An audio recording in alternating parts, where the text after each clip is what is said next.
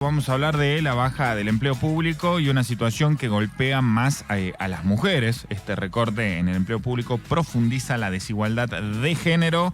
Las mujeres son mayoría en servicios sociales. Vamos a hablar de esta situación para entender un poco más con alguien que es especialista en inteligencia emocional. Es Verónica Dobronich, a quien le agradecemos estos minutos. Verónica, ¿cómo te va? Agustín, Carlín y Victoria de Radio City te saludan. ¿Todo bien? Buen día, muchas gracias por la invitación. Pero por favor, los agradecidos somos nosotros. Bueno, contanos acerca de esta situación para entender un poquito más por qué sucede esto y por qué sigue existiendo esta desigualdad. Bueno, a ver, lo mencionaste y muy bien lo que dijiste, que justamente en sectores como educación, salud, servicios sociales, mayoritariamente están estos puestos ocupados por mujeres y justamente en nuestro país se da que los sectores de salud, educación y servicios sociales son fuertemente estatales, ¿no? Así que un 58% en promedio de esos trabajadores son mujeres. No es el único lugar del mundo donde sucede.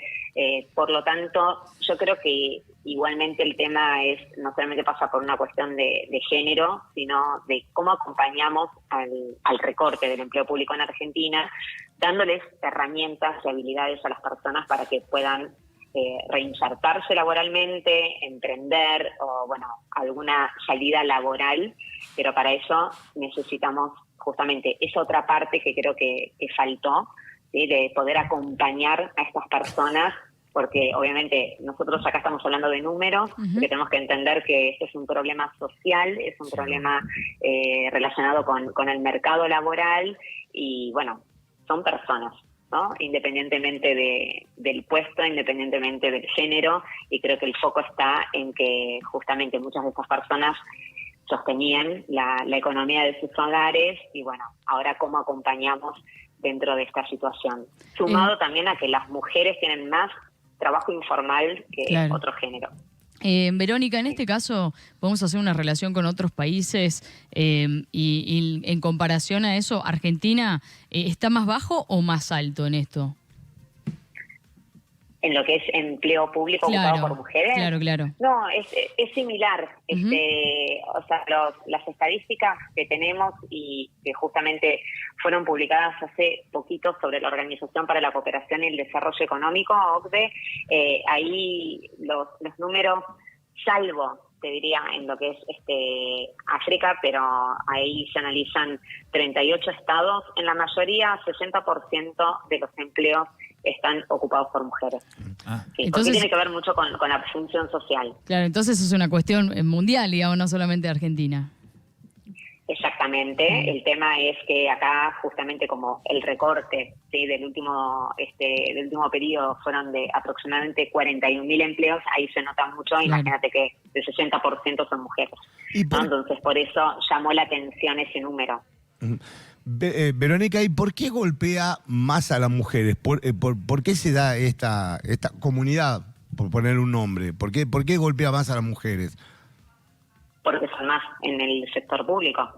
O sea, no es que se despidieron mujeres, sino que los puestos que se eliminaron del Estado en un 60% estaban ocupados por mujeres, pero no fue, digamos, algo selectivo, sino que así es como, no sé, en la enfermería o en la docencia todavía se sigue viendo una preponderancia de mujeres, y como todavía en las carreras STEM se ve una preponderancia masculina. Bueno, acá sucedió que justamente el recorte afecta a las mujeres porque había más mujeres.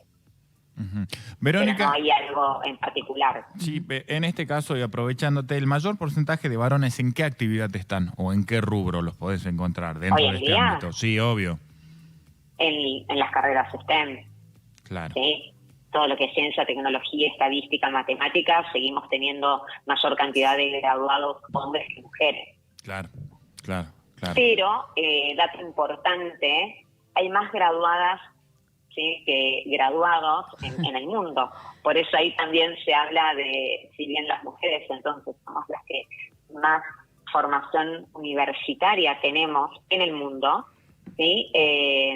¿Por qué no se le da lugar? ¿Por qué no estamos en el C-Level? Claro. Exactamente. Claro, sí. Siguen prefiriendo varones, a eso vamos.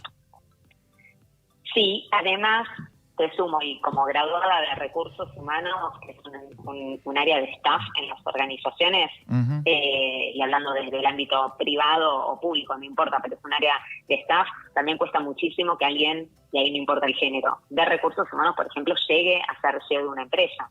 Claro. Cuando sucede es noticia es porque obviamente algo no está siendo habitual. Entonces, las funciones de staff en una organización suele ser bastante complejo que lleguen a ser CEO de una compañía, pero por el rol que están teniendo dentro de la empresa. Claro.